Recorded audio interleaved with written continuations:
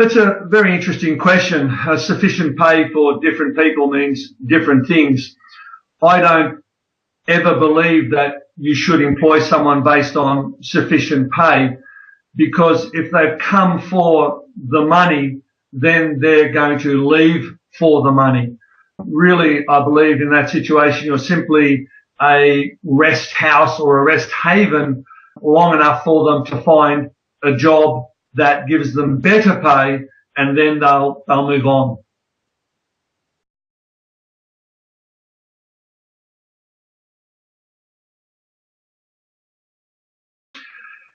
There's two parts to that question as far as I can see it, and the first is how important is it from a business perspective to keep pay scales within a certain frame, and that is critical.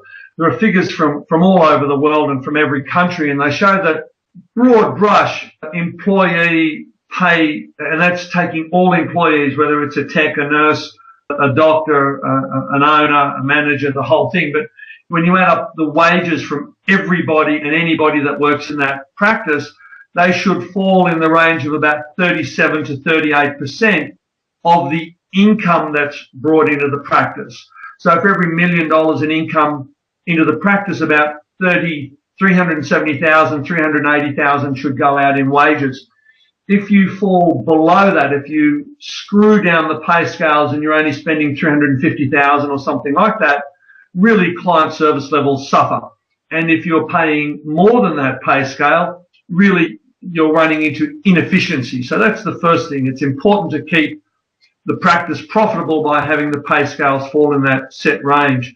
Now, the second thing, that the pay raises should happen regularly for every employee, not based on how long they've been there or whether it's the anniversary of their employment or when they started or something along those lines, or tied into a performance review.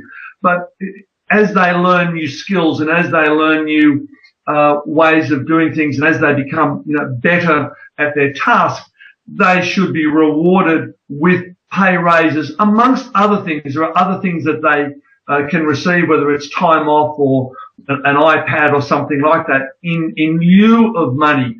But something needs to be done to motivate them, to allow them for them to understand that they are valued and valuable, and that they are improving their skill level. So I think that answers both parts of that question.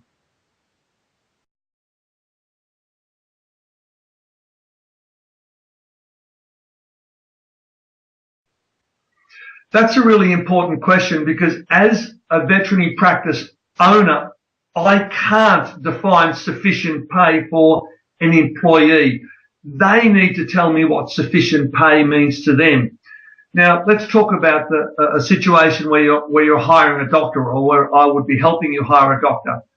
During that interview, I would say to that doctor, I want you to tell me how much I need to pay you as a package in order to take money off the table.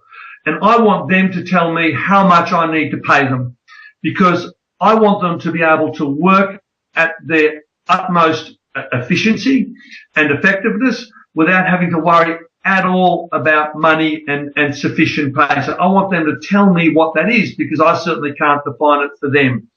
As far as pay rises go, that goes back to the previous question, in which I think that every employee is entitled to pay raises or pay rises in accordance with increasing skill levels. So as they get increasing skill levels in all sorts of areas, they deserve to get paid for those increasing skill levels, not on the anniversary of their employment or any such arbitrary date.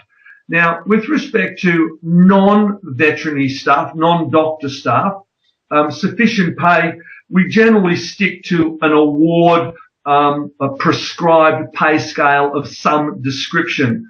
It may not be as appropriate to say to a nurse or a tech or something like that, how much do you want me to pay you in order to take wages or payments off the table?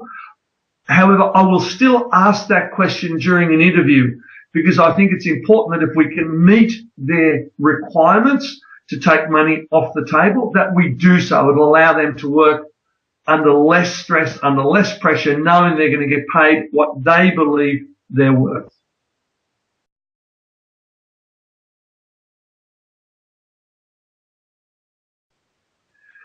Actually, it's been shown time and time again that overpaying an employee does not generate greater motivation and or greater performance, and that actually increasing pay scales can decrease motivation and performance under certain circumstances. What I'd suggest that you do is read and listen to or watch, whatever your favorite modality is, the latest research by Daniel Pink.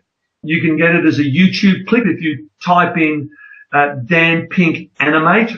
You can read some of his books, and he summarizes a lot of the work that's come out of Carnegie Mellon and a lot of the other universities that do a lot of research into this area.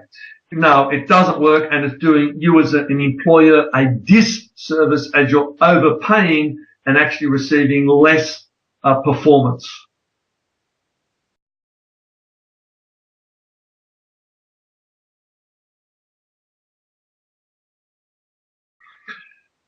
I'll refer, for the purpose of this question, back to the work by Daniel Pink that I referred to in the last question. Shown in all this research that in order to motivate people really well, there are three things that are needed. One is mastery, one is autonomy, and one is purpose. And when a career path or a job gives the employee mastery, autonomy, and purpose, then that will allow them to be the best at their work they can. By purpose, I mean, why are we here? What's this practice doing? Where's it going? Who are we serving? That's the sort of purpose. By autonomy, I mean the ability to run their own lives within that practice to a reasonable degree. In other words, not having someone looking over their shoulder all the time. And by mastery, I mean the ability to become masterful or excellent at certain phases of their work. So when you organize your practice so that each employee has the ability to develop those three things, mastery, autonomy, and purpose, then you are satisfying the bulk of their higher work needs, and they will work well and above any other form of motivation, i.e. money, that you can give them. So that's the way to go. Allow each team member to develop those three key strategies or success strategies, whatever you like to call them, and they will fly for you. They will do above and beyond anything that you could ever ask of them or expect of them.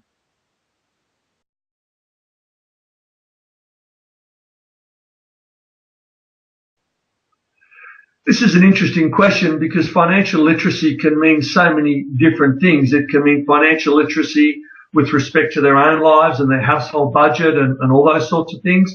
It can mean financial literacy with respect to the KPIs, the key performance indicators in the practice. Let's talk about it from a practice perspective, and let's assume that by financial literacy we mean financial literacy with respect to the key performance indicators, the profit and loss, et cetera, the budget figures for the practice. Now, studies have shown that the average person on the street, the average person that comes to every practice, the average client, believes that the average veterinarian earns about $250,000. Yes, that's right, $250,000 as an annual income. The average employee in a practice believes that the average practice owner earns about 200,000 American dollars as an average income. Now, we know both those figures are terribly wrong.